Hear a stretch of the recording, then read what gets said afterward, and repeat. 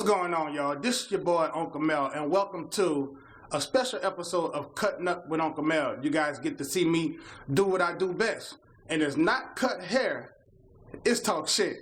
So look, me and my client SJ, we about to get into it, and we gonna, I try to make people laugh whenever I can, but most importantly, what I try to do with my platform is keep it real. And today we're gonna talk about fear. Now, where this comes from with me is that recently I went into a barbershop to promote the show, right? To promote my channel, and I was talking to the barber, let him know primarily that I'm a barber, and I was there to see if he wouldn't mind subscribing to my YouTube channel. And I pulled out my card and I told him, hey, just scan the back of the QR code and that'll bring you straight to the link and you can subscribe. And he had a client in his chair at the time, and he was kind of seeming like he didn't know exactly how to use a QR code. So the client was like, hey, this is all you got to do. And the client took a card out of my hand and he showed him how to do it. And the barber's like, no, I know how to do it. He was like, but this a barbershop, man. I said, yeah, I know. That's why I'm here, reaching out to my fellow barber brothers to let them know, hey, one of your barber brothers has a channel if you don't mind supporting. But he was like, but this a barbershop. And I'm like, yeah, I know. So he was like, well, how do I benefit from it?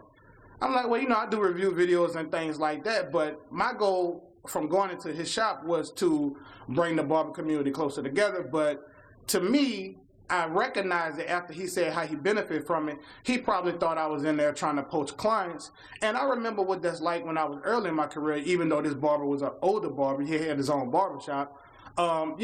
Just living in fear, thinking that, oh, I'm going to lose this client. But what I want to say to all you barbers out there is that always promote.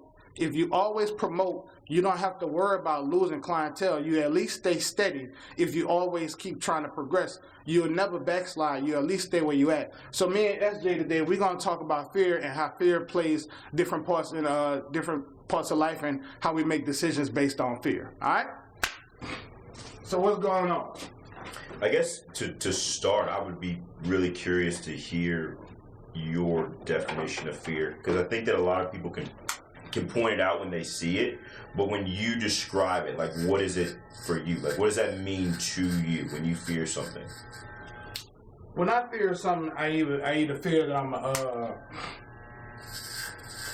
gonna lose something, or it's gonna make me uncomfortable. I think fear is like, we have fear of being in a situation that makes us uncomfortable, where we might lose something or even gain something that we didn't have before and not know how to handle it. Because you can have fear of loss, you can have fear of success.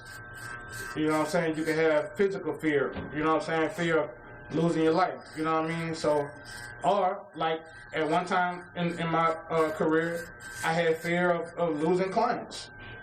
You know what I'm saying? Mm-hmm. Until I realized that, hey, I'm a hustler, I'm a go-getter, and you're gonna, I was working on a college campus, so every 4 years I was bound to lose a client, even if they stayed with me the 4 years, right? Absolutely. So, I had to get to a point to where I get over that.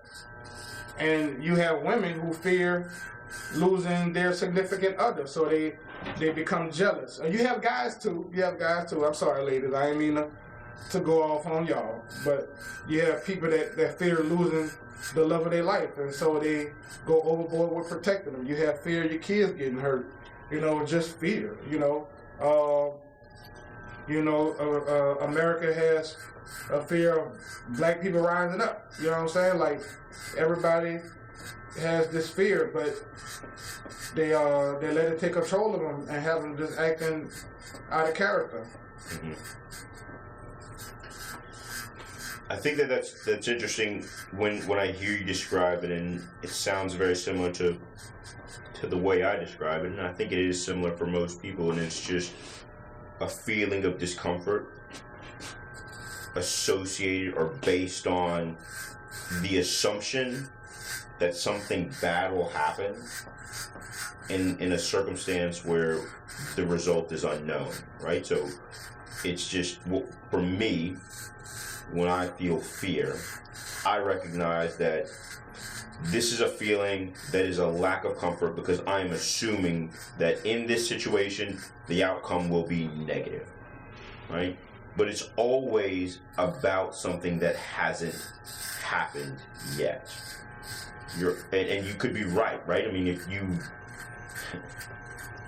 if the situation you've experienced before and you know the outcome, you are fearful. I don't think there's anything wrong with having fear, but it's often based on an assumption. Do you think that would be fair to say? Yeah.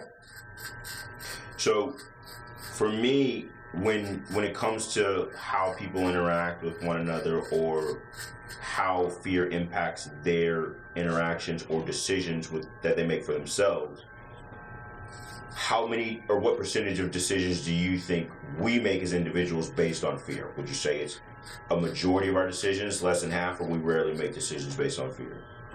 I want to say we rarely make decisions based on fear, but it all depends what the fear is. You know what I'm saying? Like, well, we lock the door most of the time when we leave the house for fear of somebody breaking in, because there are areas where people don't have that fear and they actually don't lock their door. They're like, what's the point? Sure. Right? So I guess you could say we do it at least every day. Maybe we put on our seatbelt not because, we worried about the ticket, but maybe we just have a fear of actually getting in the car wreck and flying out the window. You know what I mean? Mm-hmm.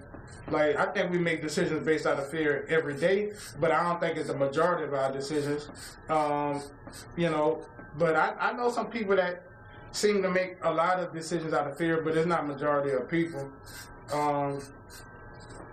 And that's mainly in romantic relationships, I think. Mm-hmm. People make a lot of decisions out of fear.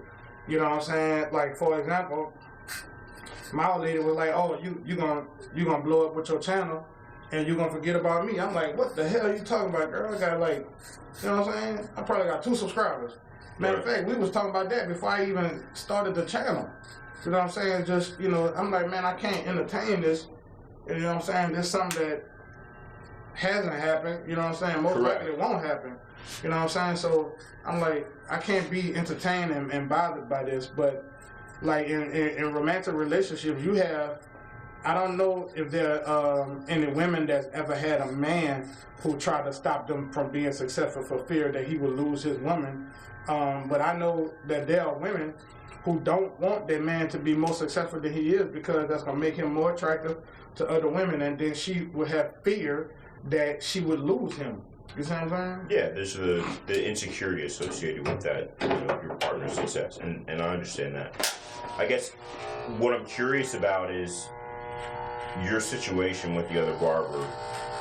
You went into his shop, understand, and kind of tell me a little bit more in detail what happened with that. Like, what was my mindset before I went in there? Before you went in there, and then I would be really curious to hear about your mindset as you were having the discussion. Like, what were you thinking about this person standing across from you as he's sitting there saying, hey, what are you doing? How am I getting anything out of this? Like, so tell me about your mindset when you first walked in, and then did that change, or how did that change as you guys were discussing, your promotion? I mean, all right, y'all, so notice that my clipper is having issues, but because of my experience, I know how to work around it. So my thought process when I went in there, I'm like, you know what I'm saying, this is a nice looking shop, you know what I'm saying? The last thing I'm thinking is that that I was gonna have that bad encounter with the guy. Mm-hmm. Because I just felt like I was so confused that I just felt like he was just being ignorant, you know what I'm saying? And then when he was like, how this gonna benefit me, I'm like, oh, okay. That's something that, a businessman would say, right? Mm-hmm. So then I was like, okay, he's not being ignorant. I had a little bit more respect for him when he asked that question, because that was a question I was able to answer. Because he wasn't asking me a question. All he kept saying was, but man, this is a barbershop. I understand I'm in a barbershop, but you think I can't see? And I'm telling you, that's why I'm in here. Mm-hmm. Because this is a barbershop.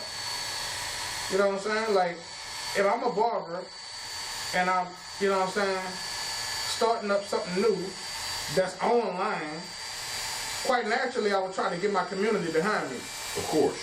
But I want to press you on one thing. You said you thought that he was being ignorant. Could you tell me just like in what sense, right? Like, what was your immediate understanding? You thought he was being ignorant because all he kept saying was, like, this a barbershop, and and his physical body language was not confrontational. Right, but it wasn't inviting. He seemed like he was really closed off, it sounds like. Right. So when you say he was ignorant, right, so there's this guy in front of you and you're saying, hey, look, I'm promoting this. You're looking to get your community behind you, and he is completely dismissive of what it is you're trying to do, and we're saying, this guy's ignorant. When we talk about ignorance and we say, like, look, he obviously doesn't know, what do you feel like he was missing from what you were trying to tell him? Does that make sense? Does that question make sense? What I think he was missing is that what I was in there to do wasn't going to be any loss to him. And you felt like he was at this place where he was just like... thinking that there was going to be some type of loss to him. Your gain was going to come at his expense. Right. Okay. Right. Because the thing about it is, that's just like, for anybody, man, look. If you're promoting something that's online, and people understand how YouTube works, it's about subscriptions. Sure. Like I had a dude ask me when I was at the store, I gotta pay for the subscription? I'm like, no. And he was like, I bet. Yeah. No loss to him. Yeah, I'll click a button. If that's gonna help you out. You know what I'm saying? I'll click a button. Why not? If it ain't no loss, you know what I'm saying? So we've been trained to be scared of a loss, right? And so when you explain to somebody that this not no loss to you, that's why when I normally ask people, do you watch videos on YouTube? So that means you already on there. You already know for you to click on the button and subscribe to mine ain't gonna cost you nothing. Sure. So I can speak your language. If I know you watch videos on YouTube, then I can speak. We speak in the same language. Sure. Now I can tell you what I got going on. But I was speaking as plain as I could. Right. And it was just like he didn't understand. And then once he told the client that he know how QR codes work, that's when I was like, okay, he's just being ignorant. Because he know how it works. I'm showing him how the QR code work, thinking he don't understand it. Sure. But now he just being like, he don't even want to bother. You see what I'm saying? Did you, at the Instead time... of just saying, no, I'm good, and I would have bounced. Right. So, at the time, when we're saying this guy's being ignorant, what did you think was the reason for him to be so dismissive? Like, did you think he just didn't care? Or he's just like, why did you, in the moment, why did you think he was being so dismissive? Because this guy's from your community, he has your interest, right? Same occupation. He's in the barber community as well. Why, you went in there thinking, all right, this is a comrade of mine, this is someone who's going to... Well, what I realized that he's a barber, but he's not in the barber community.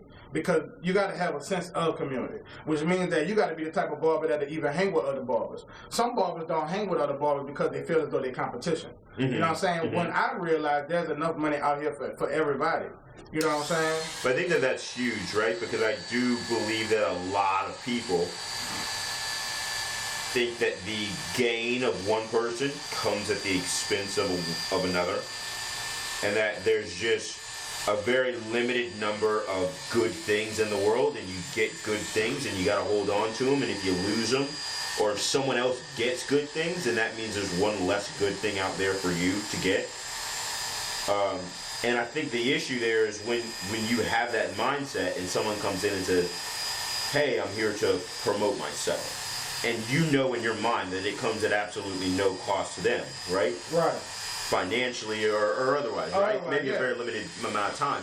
But when you have this mentality or this idea that the good things for one person are going to come at my expense, somewhere down the road there's going to be fewer good things out there, right? If I decide to start a YouTube channel in 50 years and you have 10 subscribers, that's 10 fewer subscribers that I can get, right? Right. If I have that mentality, then of course I'm going to be super closed off. But I think when we go back to what initially started the discussion and we talk about fear, my belief is that has everything to do with it, right? This idea that there's a limited number, a finite number of opportunities for people to be successful. And every time you take advantage of one, there's one less for me. And that is so not true. Do you believe that but that person was that's older a common approach? But I think that so they from a different generation. They don't think the way I do. Like his generation, I'm pretty sure they definitely thought that there was a finite you know what I'm saying, amount of opportunity, you know what I mean? Absolutely. Absolutely. So I guess my question shifts then, right? So how do you handle that? Right? Because I think that you mentioned before when you left that discussion, what were your thoughts about that individual? What I thought about it? Yeah. That he was ignorant. Bro, let me tell you something. In the area that I'm in, bro, you could talk to a lot of different people, and they will tell you that people in this area are not all that bright and smart and intelligent. The city where we live in. Sure. Have you gathered that from just talking to random people? That they're not that bright? Yeah. Because that's what I've been told. I don't think that they're not that bright, but I do think that their decisions are governed by different fears that I either don't have or feel very differently about. But here's where I want to press you on that, because I think that a lot of people handle situations not so differently than you did, and you didn't go at it, and you weren't rude, you weren't disrespectful, but they leave that decision, they leave that interaction feeling like that person's ignorant. And the reason why I want to press on that is because if there are fears that he has that are unjust fears, and he has this mindset that there are a finite number of opportunities in this world, and you taking advantage of one is going to limit his opportunity. And we say, okay, you leave that discussion, and he's ignorant. Cool. Well, my thing is, was there any amount of time where we gave this individual a chance to see things differently? In that little interaction? Yeah. Yeah. Like, did you, at any point in time, did you think, all right, I was that barber once, I see where he's coming from? Yeah, I thought about that after the fact, after I left. But I was on the internet for about maybe 2 minutes, 3 minutes max. Yeah. And I understand that, but I just want to highlight the fact that for our community, I think that on a large scale, people believe the same thing. They have, and I want to get your thoughts on this. Do you think it would be fair to say that for our community, people have a certain set of fears, and they assume that because people in our community act a certain way, do a certain thing, maintain a certain lifestyle, that it's because they're ignorant, and they don't take the time to understand that maybe that fear is born out of something real.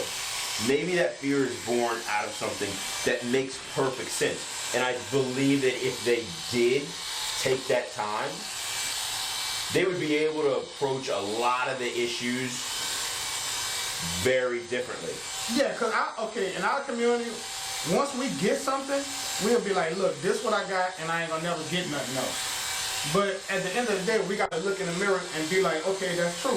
If we make it true, but we already making it true, that's why we saying that. We like, okay, this all I got. I know I'm not about to educate myself on nothing else. You know what I'm saying? Do you think that if you went to that guy and you said, look, man, I totally get where you're coming from. I'm looking at your shop, and it's a nice shop, and it looks like you're working your way up. And I remember as a young barber how important it was for me to hold on to my clientele. I just want you to know that I support you. I would love to support you on my channel, and in no way would I approach you if I felt like this would negatively impact you, right? So we highlighted his fear in there, and then we told him how this might be beneficial. I guess my question is, do you believe he would have continued to frame your actions in the same way? I don't know, because, bro, his mindset totally different from mine. Right. You know what I'm saying? Like, his age was somewhere between 45 and 50. Sure. You know what I'm saying? And, man, people stuck in their generation. Like, I'm stuck in mine. You know what I'm saying? I mean, keeping up with current times, obviously, you know, I'm doing stuff on the internet, right? So, and I'm an 80s baby, so I mean, obviously I'm doing my best to keep up with the times, but man, you know, the way I look at stuff is still based on, you know, the generation I grew up in. You see what I'm saying? Regardless, you know, I'm just able to adapt when things come because, you know, in life you got to keep pushing. So when I lost my barbershop, the reason I started, well, one of the reasons I started the channel was to still be able to reach out to my clients and kind of like mentor to them and be able to interact with them. You know what I'm saying? Because I don't have everybody's phone number, but I'm like, the word get out and people stumble across my page, they might be like, oh man, that was my old barber from college. You know what I'm saying? Let me see what he's talking about. Sure. And stuff like that, you know? So that was part of my reason for starting the channel, but I mean, he's setting his ways and that fear, bro. You know what I mean? Just like I said, and you know, certain things are important to certain people, and those things give you the biggest fear. Like his business is really important to him because that's how he lives his lifestyle. You know, and a few things that people fear the most, I would think, is loss of life, loss of employment, loss of love. You see what I'm saying? That's what they fear. So, you know. And that business puts food on his plate, right? I mean, that he's a barber, so his clients, that's what feeds his family, that's what pays his bills, right? Yeah, assuming that, you know, don't have nothing else outside of that going on. Right. So, I guess that's where I'm a little bit confused because you mentioned earlier that you left that discussion thinking that guy was ignorant. But that's confusing to me because you also mentioned that you had been in that position before and you know that loss of income, loss of livelihood, those are one of the greatest fears, right, for someone. So if those are the greatest fears for someone and you remember being in that position before, I want to press you on how someone with that knowledge base could leave a discussion saying, hey, that guy's ignorant. Okay. Because, okay, as a barber, you learn that this don't even just apply to barber. Like, some grocery stores might have like mystery shoppers or whatever. But as a barber, you learn that you enter another barber shop in the right type of way because you know that fear exists, right? I knew that fear existed when I went in there, but that's why I went in there with the right type of energy, the right type of way. Which is what? Which is because I think that's really important. Okay. So what is that? When you go into another barbershop, you don't approach the clients at all. You know what I'm saying? Or you don't even just stand at the door and give a grandstand speech of what you're there for. You go talk to the first barber, Is that because that would be disrespectful? Right. Okay. Right. So you go talk to the first barber you see, and you be like, "Is the owner here?" And let them direct you to the owner. You talk to the owner. You get permission to do what's what. Okay. So he was the only barber in there. So he was the only one to talk to anyway. And then, like most owners, he was at the back of the shop. I'm not sure if he was the owner or not, but he had the last chair. And most of the time, even in a moving barbershop, you will see that the owner usually has the last chair, so that way he can see the whole floor and still be looking towards the door. He don't really have like the first chair, and he gotta look away from the front door to see his whole floor. You know what I'm saying? You remember I was at the back in my first shop. Right. So, you know, I went in there the right type of way. So the thing is, I'm already coming, you know, my first impression is everything. And how you walk into a place is actually the first impression before you open up your mouth. Like from the time you hit that door, that's where your first impression started. And I went in there the right type of way. I make it a habit of going at people in the correct manner. Like that's just what I do naturally. You know what I'm saying? Even with my show, as wild as I try to be, which is just being myself, I still give people enough respect and go at them in the right type of way. That's face to face, online, whatever. You know what I'm saying? Like I did a review on this female who was online and she commented on me because I said, you know, black women don't need no man, and she was like, that's not true. I need a man, and yada yada yada. So I went ahead and did a review, but before I posted, I asked her, is it okay You know what I'm saying? If I post on tag, she was like, yeah, I don't mind, so forth, so on. But then when my producer was like, hey man, did you get that woman's permission to do that? I said, yeah, I already had talked to her. See what I'm saying? Like, I do shit the right way. Yeah. I do it the right way. And that woman all the way in a whole nother state. She all the way on the West Coast, and I respect her mind.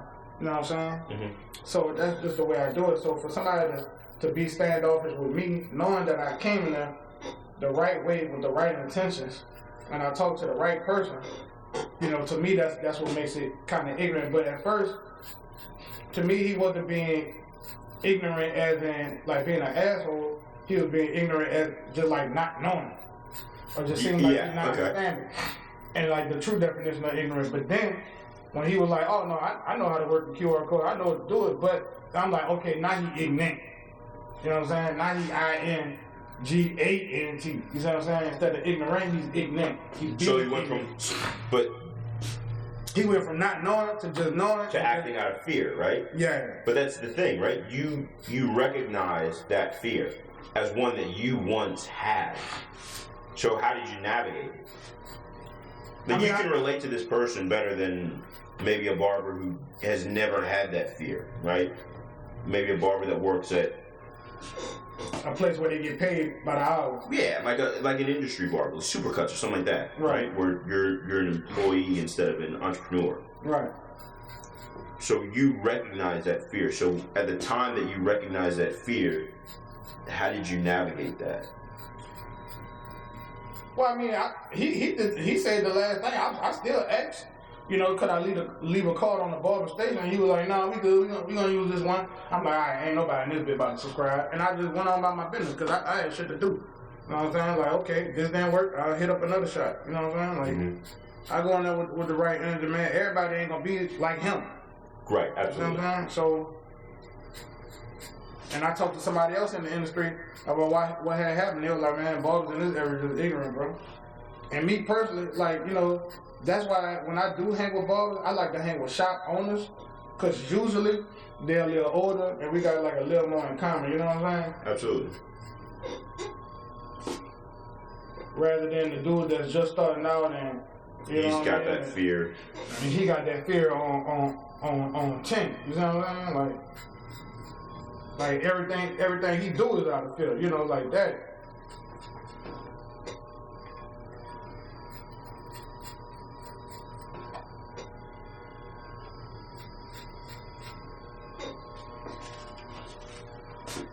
But you know, trying to get your community behind you, bro, it's not the easiest thing. It's what I realize, not this community.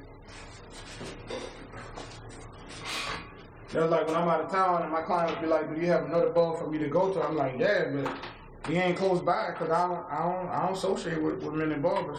Right. I'm like, so you're gonna have to drive out a little bit to go to him.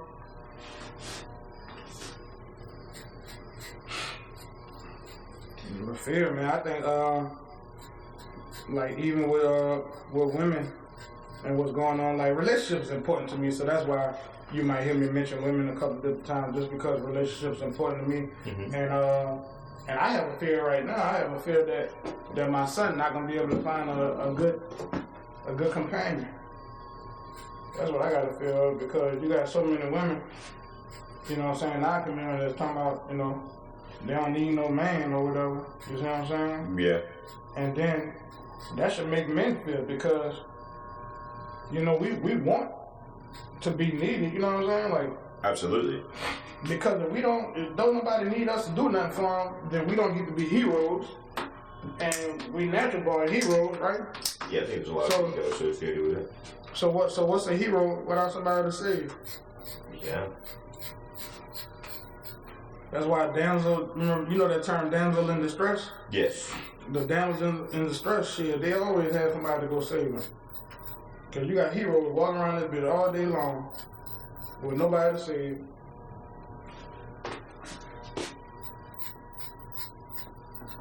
But we talking about they don't need no man.